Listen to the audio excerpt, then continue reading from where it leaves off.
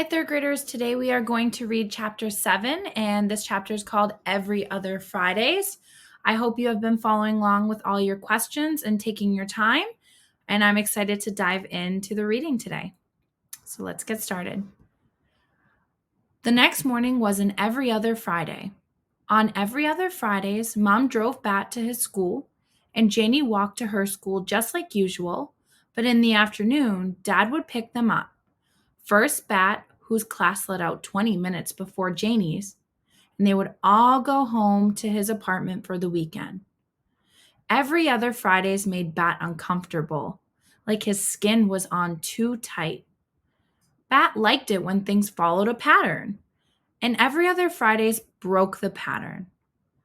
This every other Friday was the worst one Bat had ever experienced because it meant that it would be 3 days until he saw the skunk kit again. He had begged Mom to let him take the skunk to Dad's house, but Mom refused. "The baby skunk needs to be with me," she said. "I'll take him to work, and the vet techs can watch him while I'm with patients. Besides, Bat, I don't think your dad is a fan of skunks." Bat even tried pretending to be sick so that he could stay home instead of going to school. He told Mom that he had a sore throat and achy ears. Bat hardly ever lied. It made him feel itchy. But even though Mom's patients were animals rather than humans, she was still a kind of a doctor. She shined a light into his ears and made him say, "Ah," as she looked down his throat. "You're not sick, Bat," she said. "You just want to stay with the skunk kit." "He needs me," Bat whined. "Bat," Mom warned, "don't let yourself get all worked up, okay?" Sorry, said Bat. "We can help raise the kit this month as a family, as long as you keep on doing all the regular stuff too. School and Dad's and homework and everything. If the skunk kit is too big of a distraction, then I can get Lawrence to take him home in the evenings." Lawrence was Bat. Ooh. Lawrence was Bat's favorite tech at Mom's clinic. He could juggle 5 juggling clubs, and even though he had enormous hands, big enough to hold all 5 clubs at once, he was gentle. He had the deepest voice Bat had ever heard, deep like space. But no matter how much Bat liked Lawrence, there was no way he was going to let him take the kit home after work. "My throat feels better," he said. "Much better." Mom and Janie and Bat all left the house together. Mom locked the door behind them. She kissed Janie and said, "Look both ways. Have a fun weekend." "Okay, Mom," Janie said. "See you on Monday." Bat climbed into the back seat of the car and fastened his seatbelt. He liked to sit in the middle.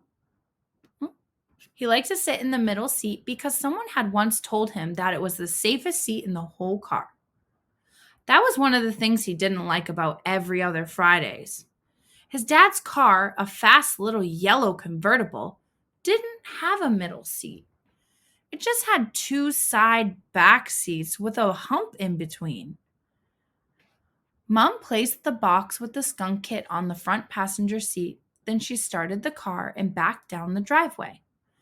It wasn't a long drive to Bat's school. The distance from their house to his school was exactly 2.3 miles. Bat knew this because he liked his mother to push the button on the dashboard each morning, the one that reset the trip meter. Bat spent the entire 2.3 miles trying to come up with a reason why he shouldn't go to Dad's, even though it was on every other Friday, a reason that wouldn't make his mom give the kit to Lawrence. But he couldn't think of anything. They arrived at school. "You'll take care of the kit?" Bat asked Mom. "Honey," Mom said, "I'm a veterinarian. Taking care of animals is my job. I promise." Bat nodded. He unbuckled his seatbelt, slid across the back seat, and got out of the car. "Wait a minute," Mom called after him through the rolled down window. Aren't you forgetting something? He had his backpack, he had his lunch, he had his earmuffs. No, he said. Mom smiled. You forgot to kiss me goodbye. Oh, yeah, said Bat. He walked back over to the car and stuck his head through Mom's window. She wrapped her arms around his neck and pulled him close. Her wavy brown hair tickled his nose. Goodbye, little Bat, she said. I'll miss you. Then she kissed his cheek. Goodbye, Bat answered. He walked up to the school's front door and then turned around. Mom was still there in her car watching him. He raised his hand and waved. Mom honked the horn at him, 3 light, happy honks, and then she drove away. Let's keep reading. Chapter 8, 16 Eyelets. Oh, I wonder what that means, 16 eyelets. That's a very interesting word, eyelets. Let's keep reading to find out.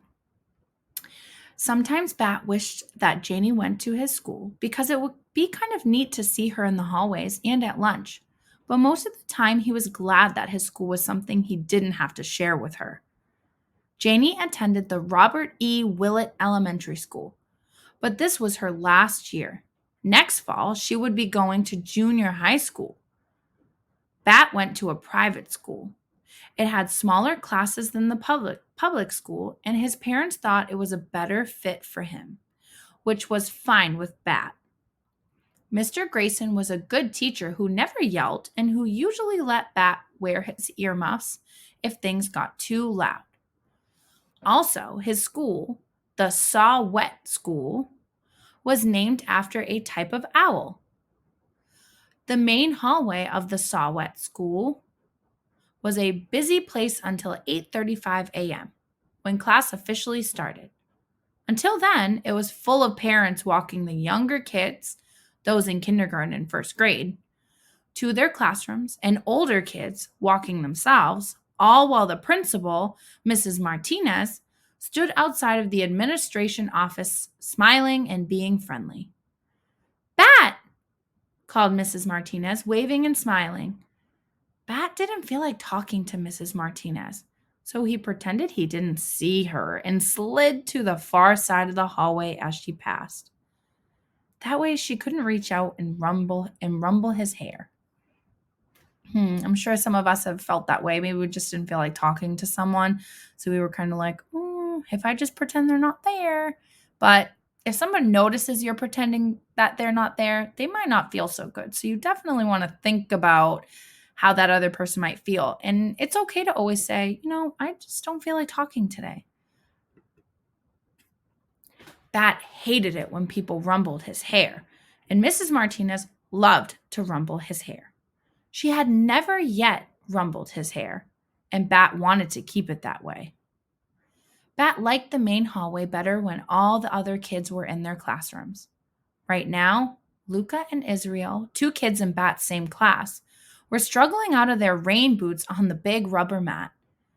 It wasn't raining, but dark clouds peppered the sky in a way that could mean that recess would be wet. At Saw-Whet School, one of the philosophies was that students should go outside, rain or shine or snow.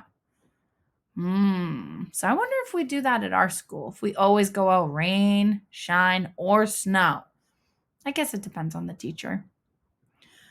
Bat hadn't worn rain boots, so he didn't have any that he needed to take off. He didn't carry an umbrella either because the Saw-Whet School didn't allow them in the hallways or classrooms, which Bat agreed was a wise decision. He skirted around a kindergartner whose mother was kneeling in front of him, holding a tissue to his nose. "Blow," she said, and he dodged between a couple of big kids, 6th graders, who were tossing a small rubber ball back and forth. Sounds like their school's really busy. "Balls are supposed to be kept outside," Bat told the slightly smaller of the 2 big kids, a boy he recognized by the red glasses he wore. "Not this ball," said the boy. "This is a special ball." Then he threw the ball over Bat's head to the other kid, a very tall girl who caught it expertly with one hand and laughed. It looks like a regular ball, Bat said. It's not a regular ball, said the boy with red glasses. Bat had a weird feeling in his stomach, like the boy was tricking him. He didn't know what to say. Just then, Luca and Israel came by, without their rain boots. Hi, Bat, Israel said. Do you think it'll rain? Maybe, said Bat. Well, eventually, yes, but today, maybe. Relieved, Bat watched the two big kids move away toward their classroom, still tossing the ball. What do you think was so special about that ball? He asked Israel. Nothing, Israel said. Then Miss Kiko came out of the kindergarten room and rang her handbell. It made a gentle tinkling sound, way better than the harsh, painful scream of Janie's electric school bell system, which Bat had heard last year during a school play he'd gone to watch. To class, it's time for another day. Miss Kiko had a beautiful voice, which was probably why it was her job to announce the start of a school. Bat followed Luca and Israel into Mr. Grayson's third grade classroom. Look at that. Bat's the same age as you guys, third grade. I brought 2 sandwiches for lunch today, Luca was telling Israel, in case you want to trade cookies for one. Why would I want to do that? Israel answered. I brought my own sandwich. Bat knew why Luca would think Israel wanted to trade. Yesterday, he heard Luca tell Israel that she didn't really like her cream cheese sandwiches, and Israel had replied that he didn't like the turkey one his mom always made. I would trade anything for a cream cheese sandwich, he had said. He listened to see if Luca would remind Israel of what he had said, but she didn't. Probably Israel was just being nice, Bat interjected, to make you feel better about bringing cream cheese sandwiches to school every day. He probably didn't really want your sandwich. Israel turned around. His face was red and his eyebrows pointed toward each other, making a wrinkly crinkle in his forehead. Dude, he said to Bat. Bat waited for Israel to say more, but he didn't. Just that one word, dude. Then Luca started crying, and she shoved past Bat to go back into the hallway. He watched her run into the girls' bathroom. How do you think she's feeling? I don't know if any of you have ever experienced that or felt maybe someone embarrassed you. They were trying to help you out and trying to be kind, but maybe it turned back around and you felt kind of bad or embarrassed, like Israel's feeling. So let's see what Bat does if he realizes or thinks about what he said and if it wasn't the best way to help out his friends. Maybe he could have thought about his words a little bit more before he spoke. Mr. Grayson came over. He was wearing his bright orange tennis shoes today. Bat liked it when he wore those shoes. It was like he was wearing suns on his feet. What's the problem, friends? He asked. Bat embarrassed Luca, Israel said, really loudly, making Bat wish he had his earmuffs. They were in his backpack on his back. I'm sure you didn't mean to embarrass her, did you, Bat? Asked Mr. Grayson. There were 16 eyelets on his shoes. Bat counted. 8 on the left side, 8 on the right side. That made 32 eyelets. So eyelets are the little holes that you lace your shoelaces through. So I hope that's a new vocabulary word for you to think about. The little holes on the side of your shoes that your laces go through to keep your shoes together. Bat, can you look up at my face? Mr. Grayson asked. Bat shook his head. 32 eyelets. His own shoes had half as many. 16 eyelets, 4 on each side of each shoe. Mr. Grayson sighed. Okay, Bat, go sit at your table. Bat wondered if anyone in the class had more eyelets in their shoes than Mr. Grayson. He kept his eyes on shoes as he walked through the classroom. Nope, no one did. So we're going to stop there for today. That was chapter 8. We will continue on with chapter 9, open door baby cakes policy. So think about what you think that might be. I think it's a pretty short chapter, chapter 9. But definitely think about what happened with Bat. Why did he blurt out what he said? How are his friends feeling? What do we think he's going to do to make up for what he did? Is he going to apologize? Is he going to just ignore what he did? Or maybe he's just having a hard time. Maybe he doesn't even realize what he did was wrong or upsetting. So think about that as you're reflecting and working on your questions. And when we get started with chapter 9, you should be in a better place and understand Bat a little bit more. So thank you for listening today.